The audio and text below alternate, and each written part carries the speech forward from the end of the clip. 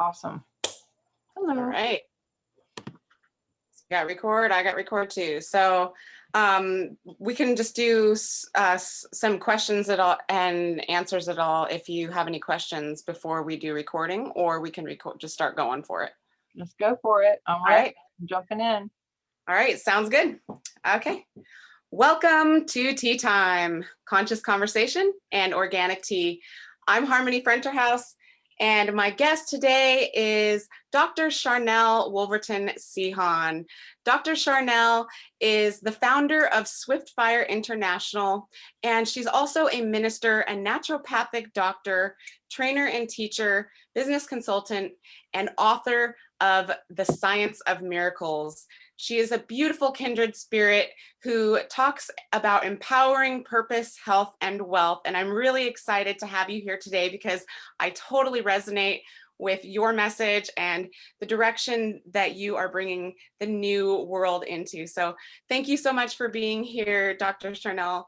Thank you so much. Thank you for having me. And I love that you are doing a show like this. It's so cool. I wish everyone would just get out there and get their truth out and help as many people as possible. I love that you're doing it. Thanks for being a leader and investing your time and energy, because it's a big thing to put all this together and orchestrate behind the scenes. There's all the technical and the arranging and anyway, so kudos to you and your love and your purpose here doing all this for so many people.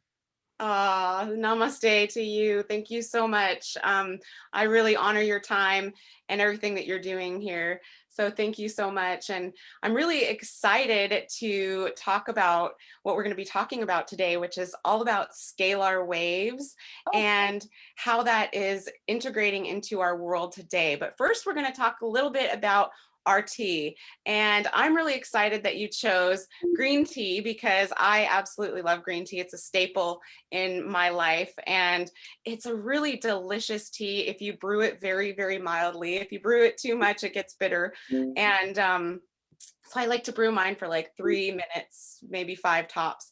And I really love the properties that it brings, and it really helps mind, body, spirit.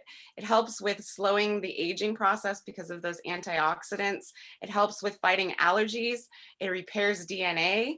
So that's, a very good thing to add to your anti-cancer regimens, or if you have cancer, it's a good thing to bring into your practice. And also it is an antibacterial and anti-inflammatory, and it's great for eye health, dental hygiene, heart health, the skin. It's very nourishing and hydrating, and it boosts immunity. So I really, really love this tea, and I'm really excited that you chose this tea. So I would love to hear why you chose this tea today and maybe some reasons why you like it. Actually, you brought up scalar waves. I work with biofeedback, and I picked it because my scan actually indicated that I needed green tea today. So I don't always go by what technology tells me, but it's I have, that's kind of it seemed like it's more of a staple type tea for people general. I'd like some tea. What kind? Green tea. It just sounds like, it's like normal, like black coffee, whatever. But for me, yes, all the antioxidants. It's really high up on the ORAC scale, which is the oxygen radical absorption capacity. So the ability to take free radicals and just blow them out and like completely disintegrate them. Oxygen is a big thing. So the more we can get plant support, whether it's through teas, essential oils, or, just whatever, standing outside and putting your feet in the ground and being amongst nature with the code.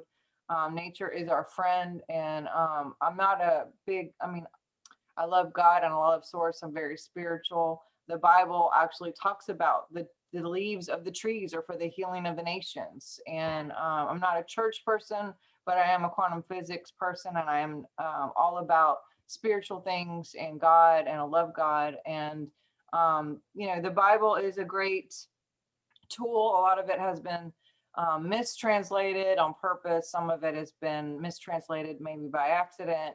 A lot's been taken out and re-engineered, but there's a lot of good things in there from just to give us some basic guidelines on and health, and this is one of them. So I enjoy using essential oils, and I love tea. And my husband, it's so weird. I mean, synchronicity is not weird. It's just amazing how, my husband's all into herbs. I'm in more to the essential oils, crystals, things. And, we just have this flow of try this, try that. And he got on this tea thing, like literally in the last few weeks, because he bought this book. And I wish I had it with me, but he is out of town, and he took it with him because he's like totally in this book. I'll find a picture of it and show you, but it's about medicine with tea.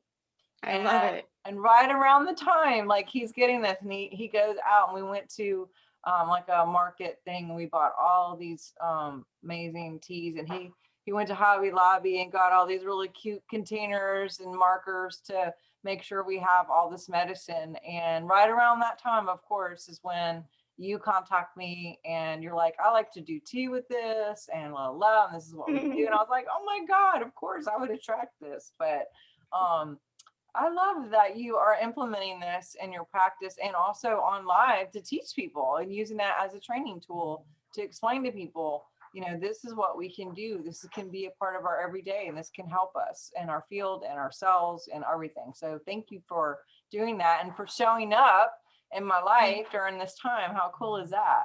Oh, what a synchronicity. Thank you for sharing that. That is so beautiful. And I just love how kind of when we're in alignment with ourselves, in alignment with the world, and with our health, everything just kind of flows and connects and falls into place. So beautiful. I love that. Yeah, today we're going to be talking about scalar waves, and it's such an exciting topic that I have been really captivated by for at least a decade.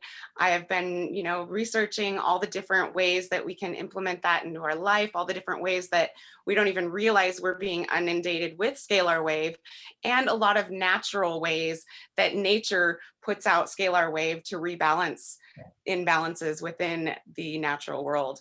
So we're going to be spilling the tea all over the place today, the truth about scalar waves and the current applications in our world today is what we're going to be talking about. So I just going to dive right into this. Scalar waves are also known as longitudinal waves, and these are the term scalar is often used because of the source of these waves is thought to be of a scalar field, and that's something similar to the Higgs field. And scalar waves can be created by wrapping electric wires around a figure 8 shape, and this is in the shape of a Mobius coil. And when this electric current flows through the wires in opposite directions, the two electromagnetic fields cancel each other out and create a scalar wave. So that's the basic definition of what a scalar wave is. If you've never heard this terminology before, it is very applicable in many, many different parts of our life and in all the different aspects of mind, body, and spirit, in how we create abundance in our world and how we step into our own health and our own empowerment. And, if you don't know anything about these things, this is going to be a really, really great conversation to get the real juiciness on scalar waves and how we can apply that information to our world today. So, I would love to hear any definitions you want to add to that definition, or any of your basic connections to where you first found out about scalar waves. Yeah, and that's I love your definition, how you described it. And also, I think that people like the scene realm. People in general have an idea of, like, if I could touch it, I could feel it. If it's more concrete, then it seems more real, right? And that's not the case. Frequency is the unseen. I've always been fascinated with the unseen and the quantum, right? And so with physics and quantum physics, the difference between the two is physics is the touchable, the holdable, what appears to be concrete, even though all of this is light. quantum is the unseen. And so similar to frequency, it's not something that is necessarily tangible to everybody, but we do detect it because our our cells are meant to be able to read and understand frequency, to feel it. You know, some people more than others, but we are ginormous antennas, but we're also receivers, and our cells are receivers, and then we have this biofield. And so I think a lot of times, sometimes, I won't say a lot of times, I think sometimes people can get a little like, oh, well, I can't see it, so whatever. But it's like, it doesn't mean it's not there. I mean, think about radio waves. So we all, you know, back in the day had a radio, and maybe I'm showing my age, but, you know, we would tune in to certain stations and we would be able to like, oh, this, or even old TVs, you know, we would change the channel and we would be able to channel up with certain frequencies that were sent from this, you know, coat hanger, whatever, tinfoil thing on the roof or whatever that was, you know, beaming in some frequency to us to be able to put it in a box in our living room, and we could, you know, watch, well, what I call Mockingbird, but still information, right? Information programming that is literally brought right into our homes, or music. And look, not all television is terrible. But you know, we are definitely using it for the good, right? And there's people like us out there who are turning this around and actually making it a source for positive. Same with music, there's positive and negative. But going back to the frequency thing, when you're tuning in, you're not necessarily seeing the tunes of what happens. Now, I've met tons of people, I've interviewed tons of people who actually have seen in the biofield realms. As a kid, I saw it very naturally. And over time, I've seen less and less. And there's times when I see it more and see it less. But it doesn't mean it isn't there. It's there. We have colors, we have code, we have numbers, we have symbols, geometric things, sacred geometry. We're loaded in our field with these, I guess, code. You know, it's all code, and source code is the highest code. It's the highest frequency. Source, who is love, has the highest frequency. And as we tune into that, and as we clear the body physically, mentally, spiritually, then we can tune in to the highest code of all, which is God, who is love. And we can get those clear messages, and we can hear for what we need to do and know what we need to do. And it's not even a hearing, it's just a knowing. And I was just with someone yesterday, I was just sharing this on my last interview. You know, I've been doing all these detoxing and lots of, you know, liver cleanses and colonics, and really being more mindful on what I'm putting in my body, and really trying to do a good purge of things. And now moving into the physical with my house, just kind of cleaning things out, gutting things out, because as we do that, there's a real thing that happens on a quantum way. Yeah. We take away space, and it gives more space for source to come in. And yesterday I went to an appointment, and when I got there, there was a lady there, and I've talked to her maybe 10 or 15 minutes just to fill some paperwork out. And in the midst of talking to her, you know, she had on a mask, and she like pulls it down, and, you know, it's like, you don't have to wear that with me, and whatever. And she pulls it down, and she says, well, call me tomorrow in the morning if you can, because in the afternoon I'm not going to be available for the rest of the week, and to reset this appointment up. And I not kind of heard, I guess you could say, but also felt like a knowing. I can't explain it, but it was like her mom was about to pass. And I said to her, yeah. And I said to her, oh yeah, I'm so sorry about your mom, or something along the lines of that. And she like was startled and kind of like pulled back and was like, wait, what did you say? And I kind of said again, and she was like, how did you know that? And I was like, I think you told me. You know, I realized like she didn't with her mouth physically tell me, but how was I going to explain to her, you know? And then I kind of realized sometimes I don't know the difference of what I hear or no versus what someone says. And I get myself in these situations. So I said, I'm pretty sure you told me, in like 15 minutes I've talked to her and that wasn't the topic, right? And she's like, no, I'm pretty sure I didn't tell you. And I was like, I'm pretty sure I heard it from somewhere. I think you might have told me. And then she points to the office behind her where there's a lot of people. And she says something like, well, I know they didn't tell you because they don't know anything about any of that. And I was like, well, I heard it from somewhere. And then she says, well, yeah, my mom, she's in hospice. So I'm going to see her tomorrow and afternoon. And I was like, I was able to meet her in that moment, and, her eyes watered and my eyes watered. And we just had this moment of, being real and not in a professional necessarily or unprofessional, it was just two people who were having a moment, and it was really real. And that is a type of it's definitely a frequency based conversation. Think about it. When we're born, our first language isn't words. We're already feeling and in the stomach, and we're able to kind of catch things and understand things and feel things on a frequency vibe. And so even in going back to scripture, we wrestle not against flesh and blood. That word wrestle actually means to vibrate. So we're vibrating with this antenna, constantly against lower vibrations, higher vibrations. These scalar waves are all around us, frequencies all around us. It's all in nature. It's in everything. It's what we talk about, what we think about, what we're feeling, and it's just everywhere. So whether it's seen or heard or felt or understood or, or not seen at all, but just, it still is a language, and it's still there and very palatable. Yes, I love that.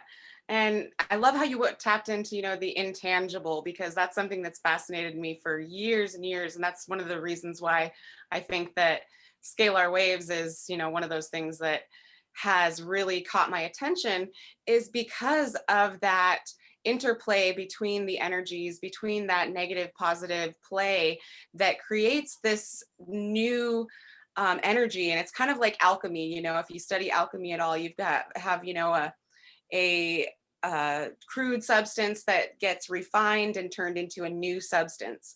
And that's kind of what scalar waves are in the application that you're talking about, where you're opening up your frequency bandwidth, and you're able to create this field in where you're it's like an amplified field to where you are an antenna, and you're able to receive this information very freely and openly without even any kind of device or any kind of modality, whether that be her speaking it out or any of the. It really starts with thought, and when the thought comes out, and she doesn't have to speak it out, you're able to pick it up when the subconscious thoughts are around her.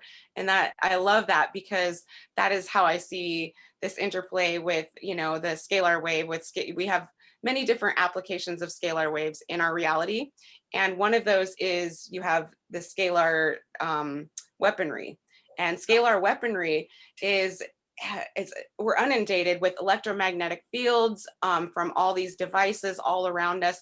We are inundated with the scalar weaponry that is, in Alaska and other places around the world, the different, I think they call it HARP and other kinds of scalar technology that is being used to harness human collective energy and to almost to dumb down our abilities to be those receivers.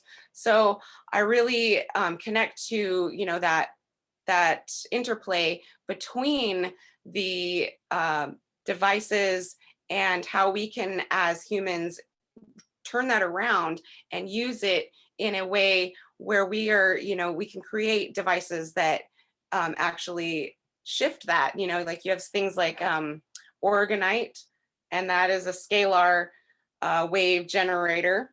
And you have other scalar wave generators. I know I saw this article, and it was talking about a watch that has been discovered, or that has been created, not discovered, but it's containing a microchip that produced 8.0 hertz on like the Schumann resonance. And this type of signal stabilizes a person's brain waves and increases energy, decreases blood pressure, and also decreases jet lag. And the studies that they did, and they did scientific studies, it was really interesting. So they based that on the Schumann resonance and the frequency of 7.83 hertz. And I found that to be really a really cool tool that we can tap into if we find these different things like orgonite, or like these watches, or even, I can't remember the name of the bag, but this is a Sparrow brand bag, and it has like silver lining. You can block your electromagnetic fields. You can stick your cell phone into it and it'll block the electromagnetic fields from inundating you while you sleep, or when you don't want to be using it and have it around.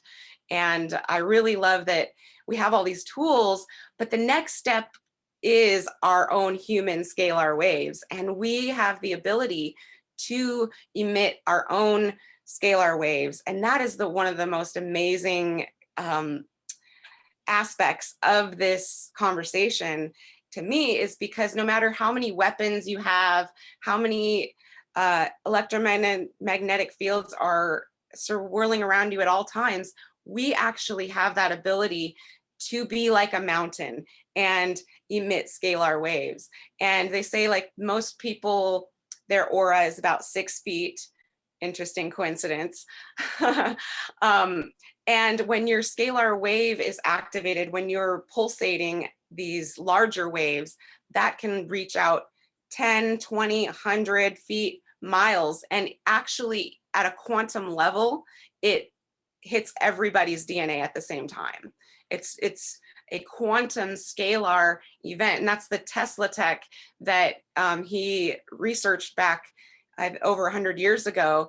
Nikola Tesla, not Elon Musk, but Nikola Tesla, he actually coined, or some people coined this as the Tesla waves, because he was so into the aspect and harnessing these energies to create a free energy, or a looped energy where it's constantly creating its own energy. And that's what humans have the ability to do. That's, you know, how our heart works, how our electromagnetic field of our human atmosphere works. And so if that's the case, like, why can't we do that in electricity aspect, harnessing that into our reality, right? So I really love that you brought that aspect to the table here. And I know that disease, you're talking about a doctor that you were talking with, disease is very, very connected to scalar wave, and virtually every disease or disorder has been linked by one investigator or another to electromagnetic pollution. And I know as a doctor, you probably have noticed this in your practice, and in preliminary trials with devices that shield against electromagnetic field pollution, they show relief from a wide range of symptoms. And this suggests, whoops, I lost you. And this suggests these problems may be caused or aggravated by electromagnetic pollution. So I would love to hear any aspects of your work as a doctor that you have seen this illustrated in your work. Oh, your microphone. Oh, sorry, there we go. Yeah. Sorry, I had to pop out for a second. That's Yeah, okay. So on a healthy adult day, we're 67 megahertz. And if you talk about, you know, we talk about Schumann, we talk about scalar waves, talk about megahertz, Yeah. it's all different. They're all different. When we drop down from 67 megahertz, we open ourselves up to dis-ease in the body. 86% of all physical issues have to do with emotions. So if we can deal with the emotions first, which, you know, a lot of people are going through trauma right now at a heightened place, because it's not what's happening now, it's what's happening now that's triggering the things that have already been there, maybe buried so deep down inside that they haven't really, or I don't want to say just they, we, including myself, there's like, oh my God, that's still there, or oh, I didn't know that was there, so we're all kind of just, it's a journey, right? And the situation is, so this is our frontal lobe, and our limbic system is behind that, and that limbic system is like the library of all the things emotional. It's like the seat of emotions.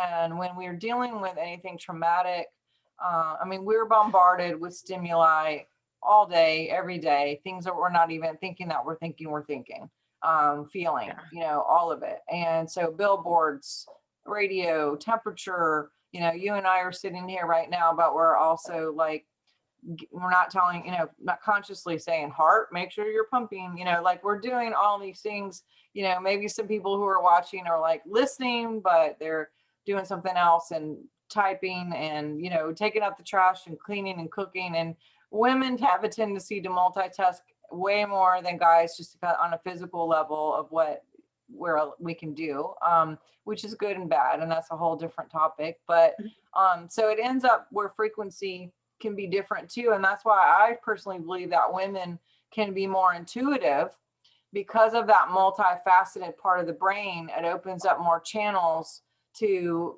connect maybe emotionally, more so than like a guy has like a channel.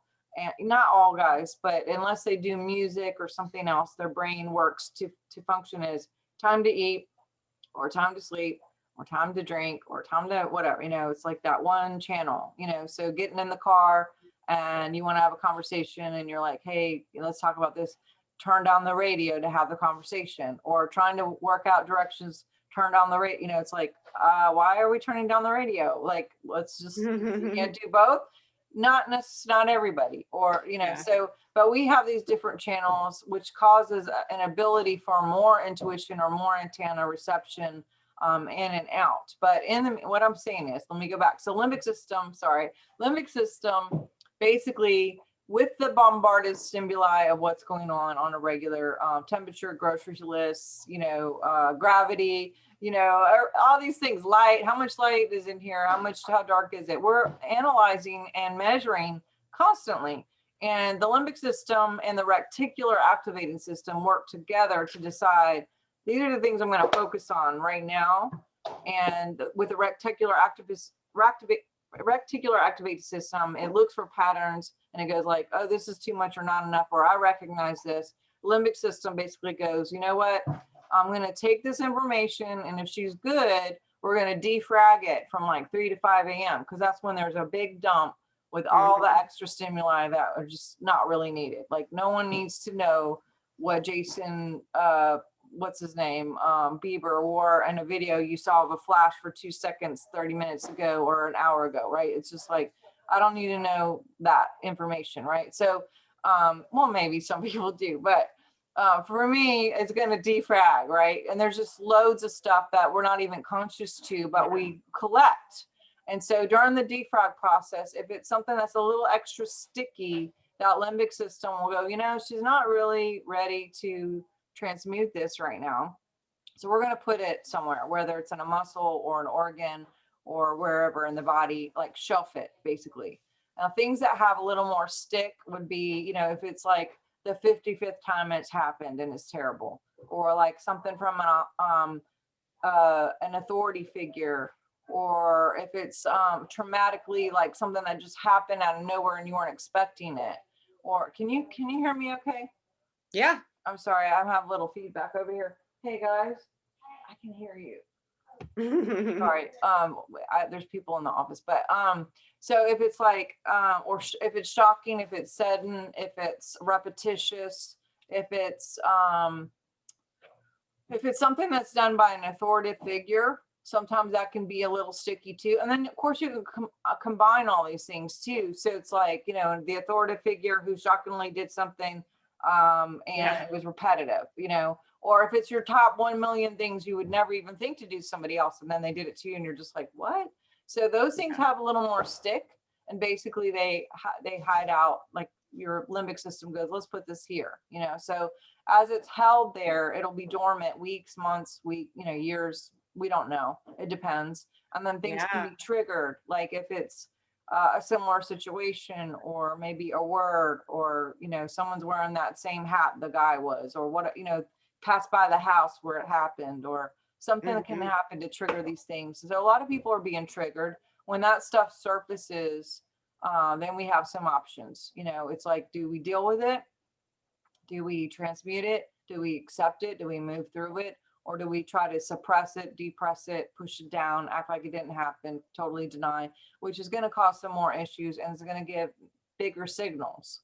Mhm. So when something's ready to be moved out, then basically it'll start sending you signals and messages like inflammation, pain, whatever sort of symptom that's going on. And we're taught like, hey, cut it out, go to a doctor, get some pills to make it stop, but we're not necessarily taught like, oh, that's just a message to move something out. That's, something's going on. But what Yeah. frequency, the frequency part is it where when you start lowering the frequency below the 67 mark, that's when those things get more sticky, more sticky, more sticky. And you don't catch dis-ease, but you can open yourself up to it, right? Yes. So it's like people are like all with the things to cover themselves in case something happens. It's not like you can't catch it. It's a matter of keeping your shield up through eating right and drinking right and activity and circulation, and oxygen is a biggie, ORAC, oxygen radical absorption capacity. So Mindset. you do all those things to help build the immune system and to keep it, and then also keeping the vibration up, because you can be above 67 and higher and you are above the snake line, nothing's going to come in. So, but you drop into below the 67 mark, and that's when you're opening yourself up to disease. That's when stuff has a little more stick.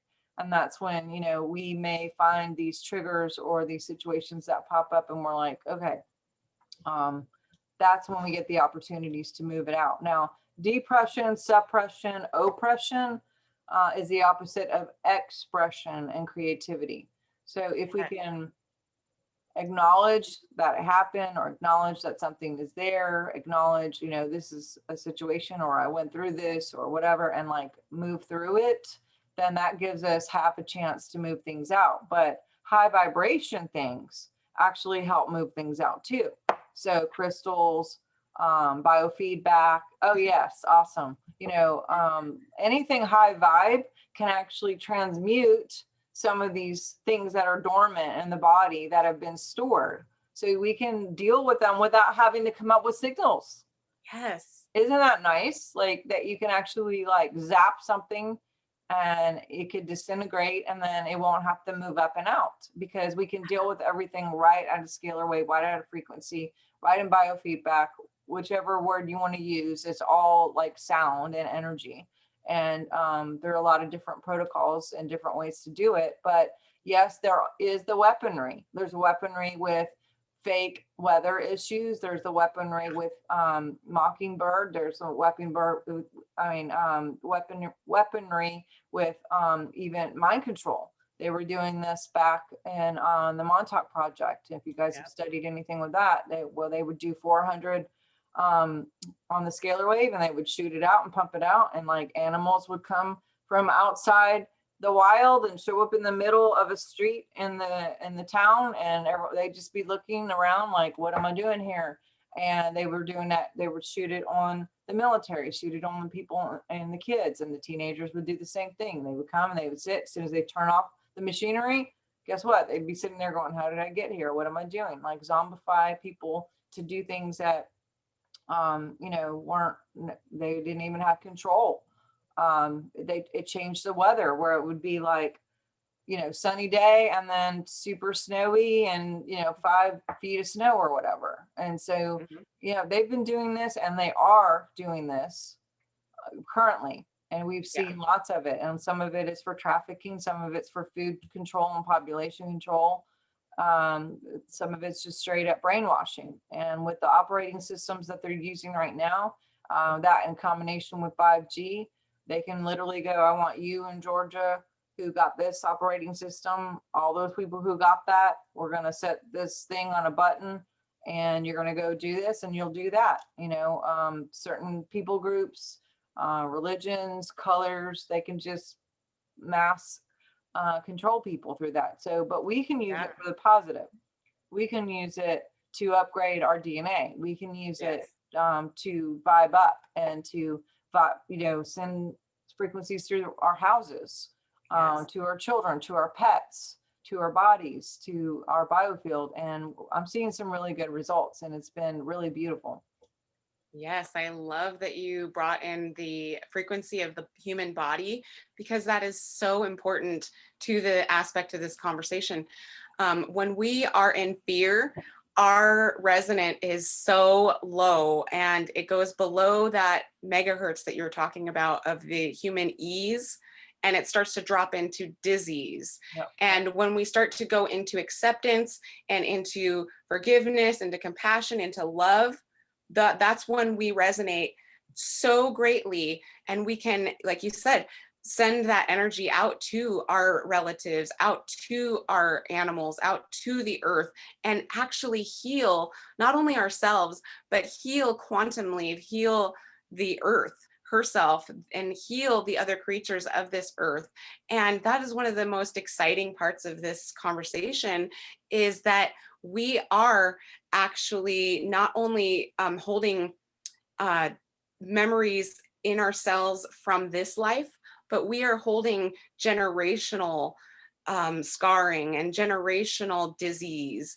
And they, a lot of things they say these diseases are hereditary, but they've actually found out, with Bruce Lipton and other different scientists have found out, that it's not hereditary. It actually boils down to mind, body, spirit. How are you thinking? How are you treating your body? And what is your spiritual connection? And that will amplify every part of your immune system, and really boost your electromagnetic field, so that other electromagnetic fields cannot inundate yours, because yours is a higher frequency.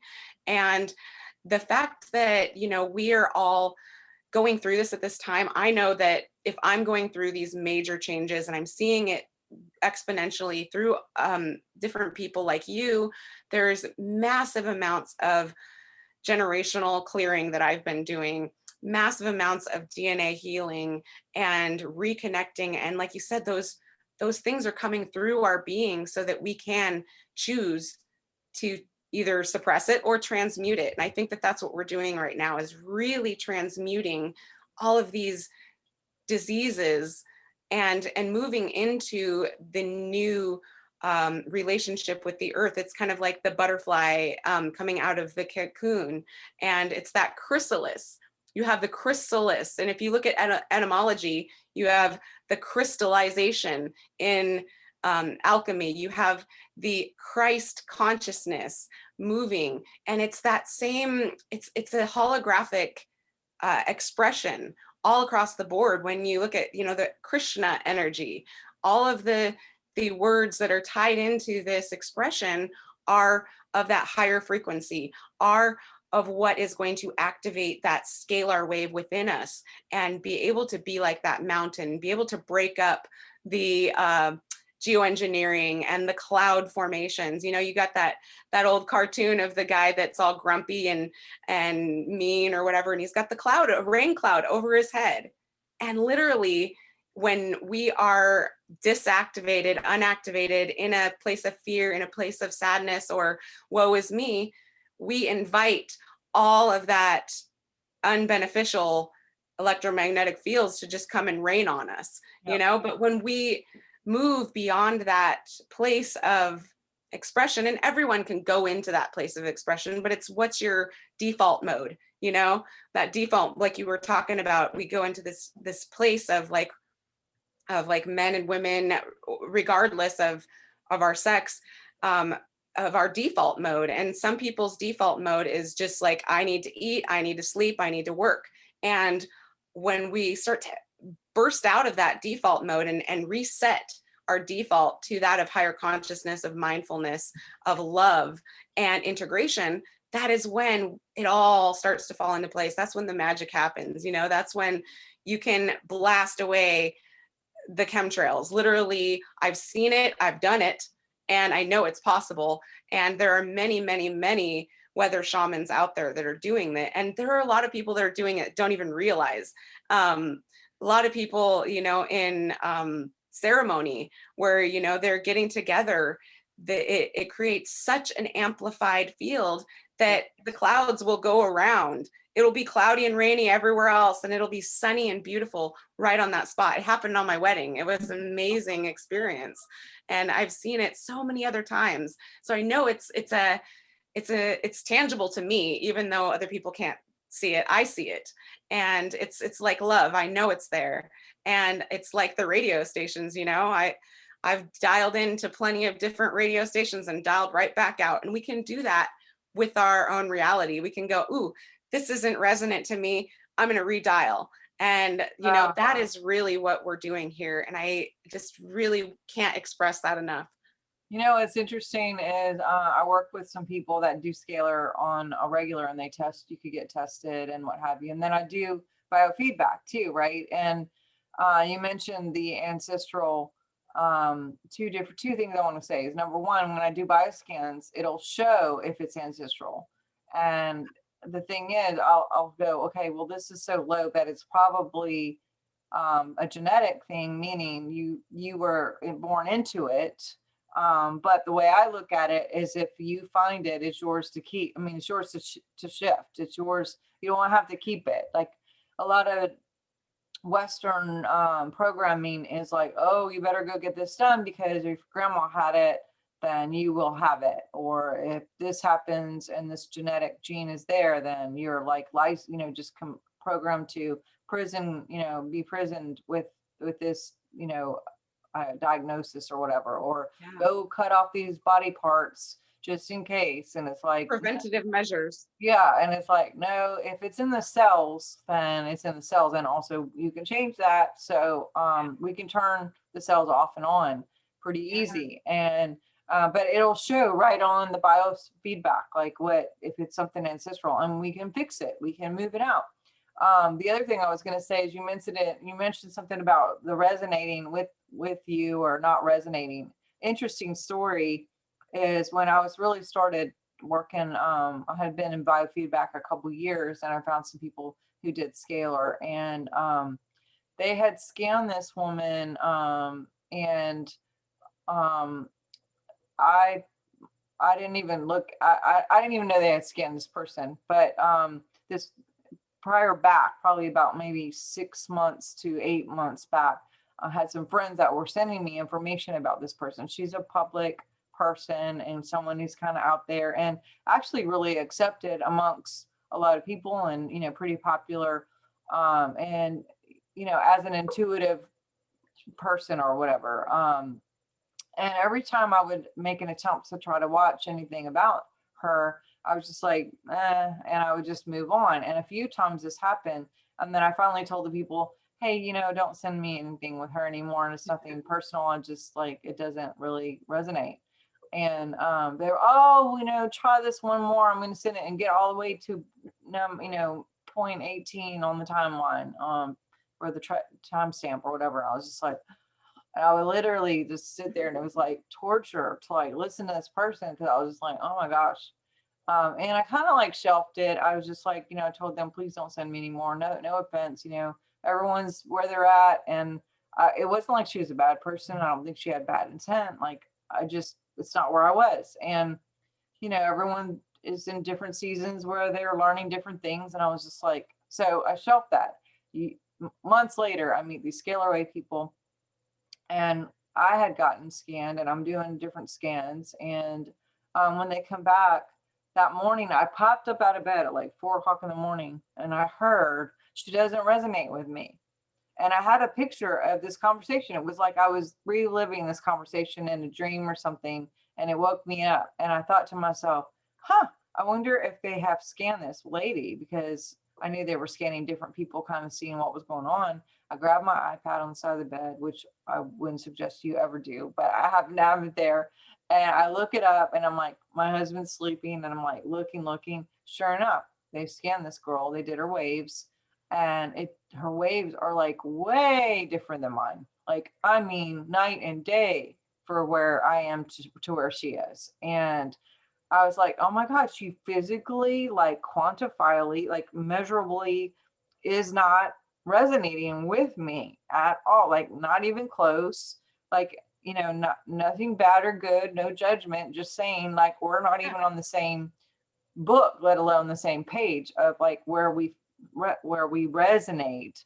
And I was Yeah. like, I've said that, and we say like, oh, she doesn't vibe or whatever, but it's real. Like he or she may not vibe with you because you may vibe differently on a physical level than other people. And the same thing with like animals. Like I really have had this thing that I'm now realizing is a gift since I was a kid, to connect with animals and to work with animals and people too. I really thought I was going to be a vet, but I couldn't do the trauma when they would come in, ran over by a car or something. It was just like I could not, and I won't. It just, but Mhm.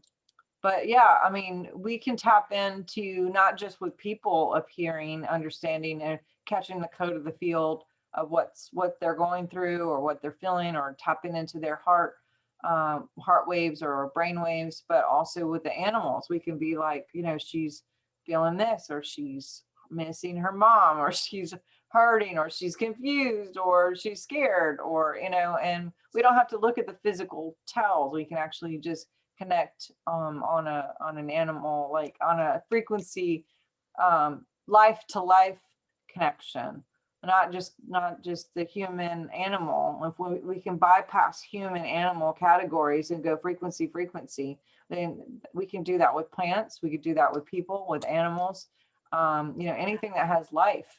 And they've done studies after studies of plants. If you look up like Clive Baxter, Clive, back as in Baxter, he's really renowned for the lie detector, really. That's kind of it. He pioneered a lot of that, but he started using the lie detector on plants, Yeah. see if they would respond to being yelled at or being burned or different things, and there was a response. They have shown that animals can be a witness to you burning a plant, and the animal will be upset that you're burning Yeah. a plant or being up, or It said like boiling it shrimp. stress hormones at the thought of cutting it. Just Yes. thought of a human cutting it, it released stress hormones. Yep. And same thing Amazing. with like shrimp being boiled while other shrimp sits on the sideline and waits. Ah, They were, oh, so people get all like, oh, I'm a vegetarian and I'm vegan and stuff. It's like, okay, well, guess what? Plants have feelings too, believe it or mhm. not.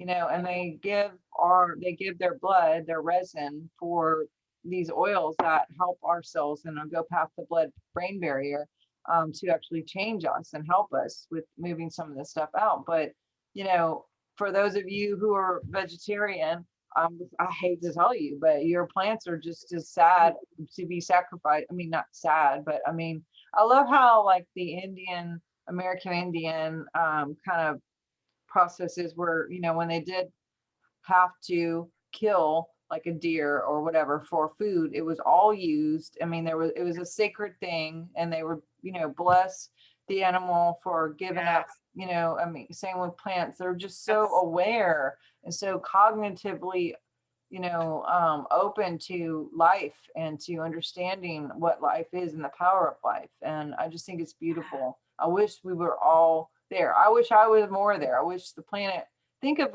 the whole planet being there. That would be yeah.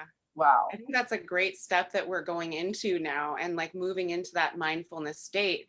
And that's what it's like a resurgence of the ancient ways merged into a new integration of what we're the reality of what we're dealing with now. And that's one thing right before you said the way that the Native American people do it, is that's exactly what I was thinking, is because in my Lakota tradition, the animal literally knows that it's giving itself for you. And the reason that you partake in this ceremony is because that the animal is giving its consciousness to you, and it's also able to go eat the medicine plants that are unreachable by humans or unedible by humans, and then you're able to get those properties of the medicine plants in that meat that you're consuming, and you always consume in gratitude. You always harvest in gratitude, and that shifts the frequency of the plant or the animal into a more substantive, a more substantive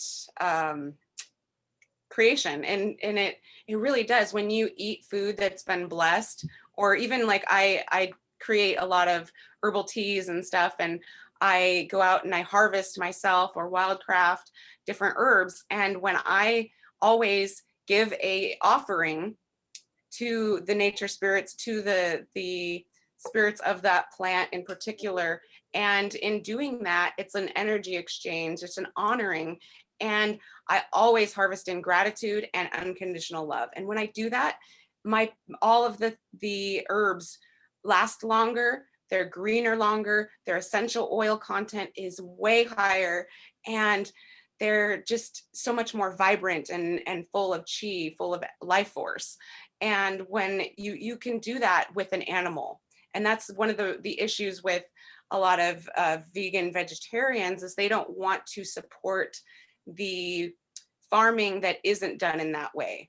And, you know, personally, I eat meat, but I don't do it very often. And when I do, it's very mindful eating. I know where it comes from. And if I don't know where it comes from, I'm definitely doing a lot of blessing and transmuting in the prequel to eating. And, you know, just thinking about gratitude, and that itself actually activates that scalar wave and helps to transmute anything into a more beneficial application to our body. And I really love that you brought up that topic, because it is so important that we understand how everything out there in nature is there provided for us to rebalance the things that get out of balance by the artificial world. And, you know, like you said, the essential oils are the life force of the plants. And that is one of the reasons why they are so potent in healing and activating, in moving our consciousness into a place of sustainability and of ease, not disease, but ease. And I am a certified aromatherapist. I have been for almost 20 years now, and I use essential oils almost every day. When I feel like I'm out of balance, when the kids are off balance at night, you know, and I just am looking for something, I just go to my essential oils, and usually it just automatically is like it's a quick fix. And if that doesn't do it, then I know that something else is needing to be addressed. And, you know, usually it's some kind of a hunger issue or some kind of rebalancing thing like that. And we can all apply that to our lives and realize that there are tools that we can use to help us find more ease in our life. Mm-hmm. So yeah, I really love that. Yep, I love it. It's great. Yeah. So what other tools and ways that we can support our bodies, mind, and spirit in the world today through scalar waves would you like to share with the audience? I mean, really crystals, essential oils, code, nature code. You know, there's so many. I have books, you know, words. I have a book out called The Science of Miracles, and this is, you know, just reading things and vibing up with people that you can connect with and can shift perspectives and or the vibration of who you are. I have this too. I don't know. I'll have to send you a copy of both of these. I have this whole deck of crystals, oils, and decrees. Ooh. And I found a lot of referencing to oils and a lot of referencing to crystals, but I had not seen anything that had a reference guide merge. And you know, for crystals, that was kind of a newer thing for me, with oils really being my background, essential oils being my background. But I was like, okay, so there are crystals that will deal with like blood pressure or pain or whatever, and then there's oils that do that too. Why is there not any kind of something that, you know, say, hey, use this crystal and this oil, you know, together, that you can just easy reference? And so I came up with this, and then I have the app too, But just reading who you're hanging out with is really important. Yes. What you're watching, who you're participating in. They say that you are most like the 5 people that you hang around with the most. And so if I didn't know you at all and I interviewed 5 of your friends, I'd be like, she's probably like that. So I mean, it's true, birds of a feather flock together, and we really do find each other. We found each other, and it's divine how that works, and how everybody just kind of flows through this ginormous orchestra masterpiece while we're here in this time. It is. Your vibe attracts your tribe.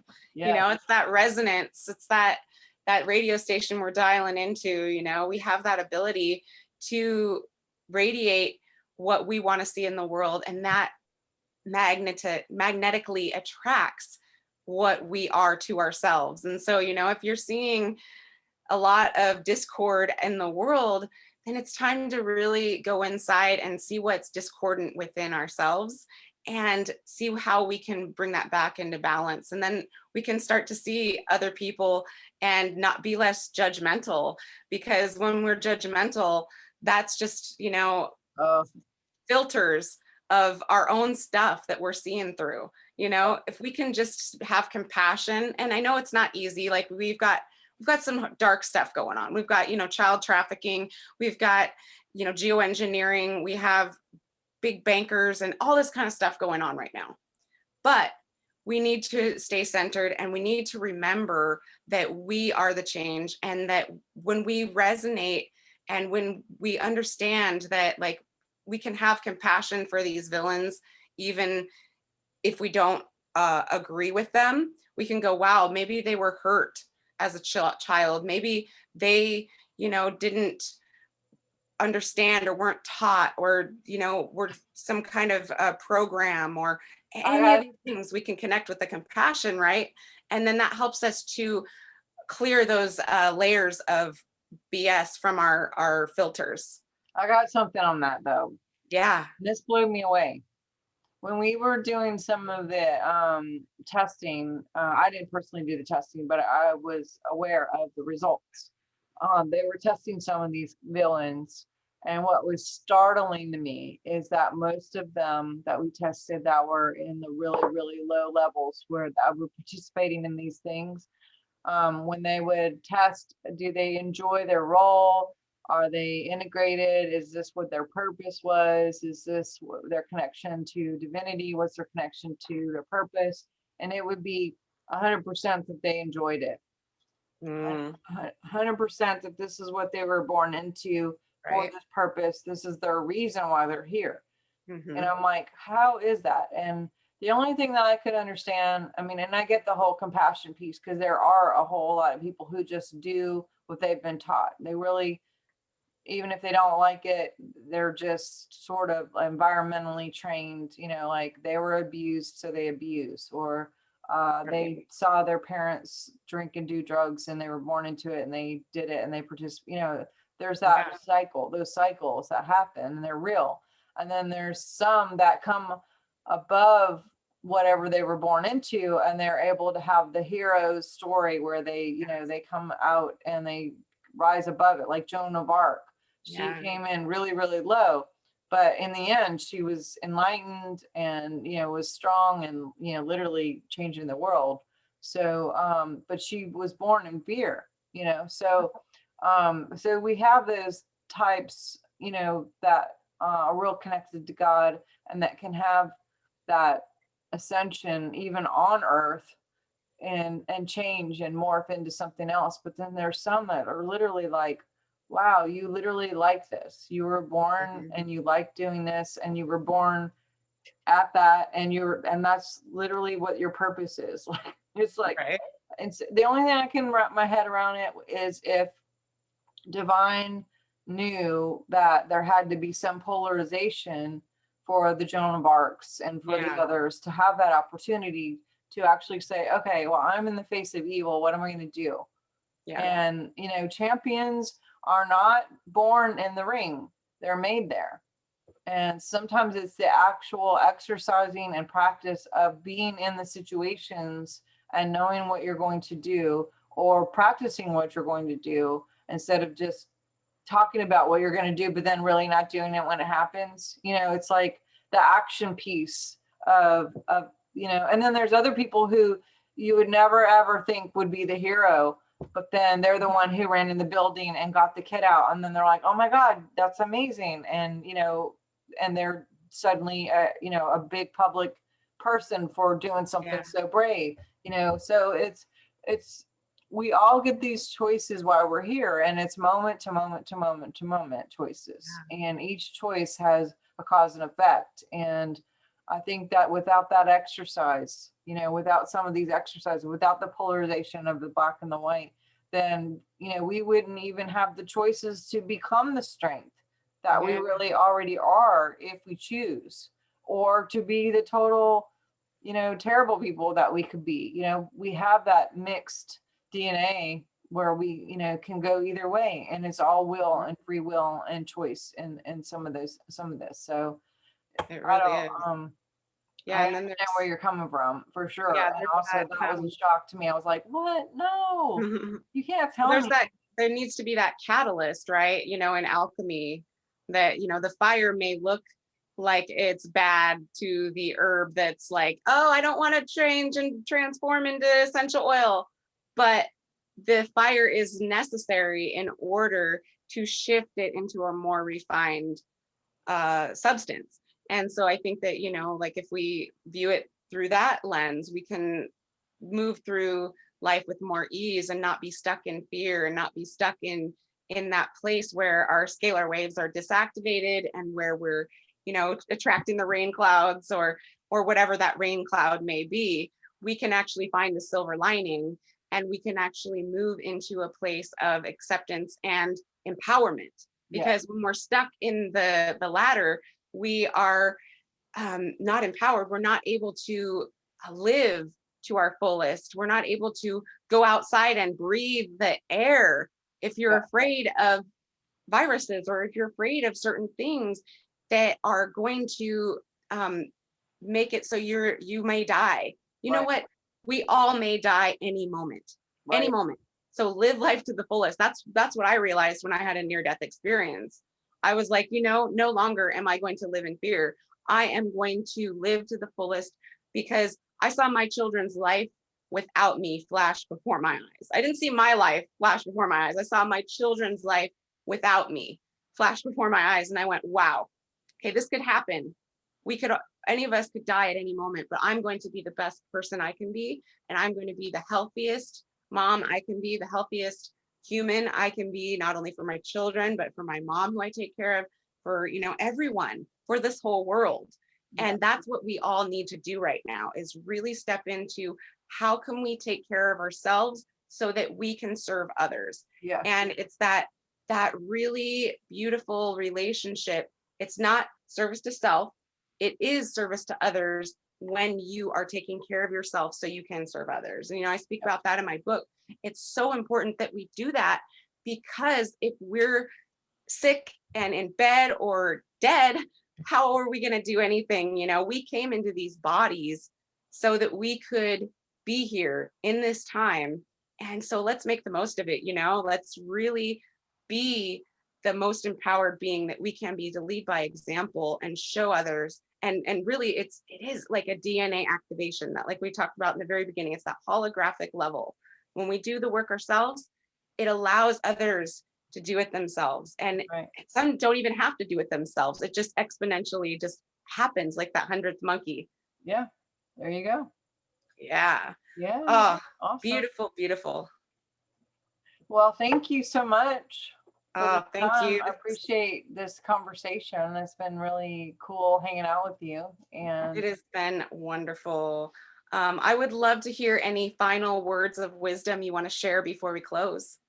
Yeah, you guys can find me at swiftfire.org. It's swift as in quickfire.org. And I have lots of resources there, classes. I teach lots of workshops. I have memberships there. I have more information about essential oils, crystals, muscle testing, partnership, you know, I have a ton of different things that I hope that maybe some of you will enjoy, and would love to continue this conversation and connect. And I'm on all the social medias, of course, like Twitter, Instagram, Facebook, YouTube. I'm on YouTube jail right now, but we have a TV show or a social media show podcast, and it's on multiple channels, and I have lots of great interviews and teachings on there. So I'd love for you guys to connect with me, and you can go to swiftfire.org to get the newsletter. That's probably the best way, is just get the newsletter,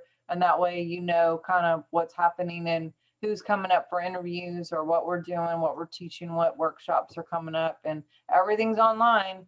So we can find you and we can connect right here with technology. It's pretty cool to do that. But I'd love to meet you guys in a more close proximity one day after all this. But until then, it'll be virtual, and I'd love to get to know you guys.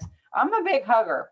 So I did conferences for 20 years, and I'm like, okay, so what I'm really loving is when people will go in my Facebook Messenger and just go, hi, I saw that, and I'm here, and like we give kind of like a virtual hug, you know, through a personal message, instead of just all this like, you know, ginormous, you're so far away. So I give you all a virtual hug and love on you and your family, and appreciate you so much for having me and for what you're doing here and taking the lead on this, and for humanity and service to others. And I just encourage all you guys to do that and bless as many people as you can.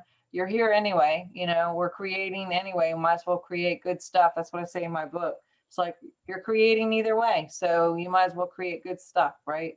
So Absolutely. bless you so much. Oh, wonderful. Connect with Dr. Sharnael Wolverton Sehone on her website, Swiftfire. And I am really, really, really excited to get this out there. You have definitely spilled the tea all over the place today. The truth is out. And I just really enjoyed this conversation. Thank you for joining me for a cup of conscious conversation today. Yes, and definitely check out her YouTube page, check out her website, because you never know when we are not going to be here anymore. If they delete us, we're just going to keep pumping out these information, but we will have our home bases. Yes. So check out our home bases, check out wildcraftwellness.net. And also, so do you have a Patreon? I don't. We're working on the membership. Yeah. When she gets one, support her on Patreon, support us on Patreon if you get a chance. And if you can't support us on Patreon, give this video a big thumbs up, share it with your friends on social media, and subscribe to our channels, because it really helps the algorithms. And now there's the little notifications bell you can click to get updated on all the newest videos. So do that as well. And check out our social media. You can find this on YouTube and also Facebook, and I will be podcasting it in the future. And check out our gear. You can find our gear on Etsy, Wildcraft Wellness. And also, if you are interested, get a copy of my book, Birthing a New Paradigm. And it is about a lot of stuff that we talked about today, full of great information to help empower you, help you to connect with your greatest purpose here and the greatest, highest timeline for all of us. So blessings to you. Thank you so much for your time, and I honor you, and just thank you so much. Bless you so much. I'm going to have to get a copy of that. I'll trade you my book for yours. We'll do that. Done. Awesome. All right. Cheers. Thank you. Bye-bye. Bless you. Bye. Love you.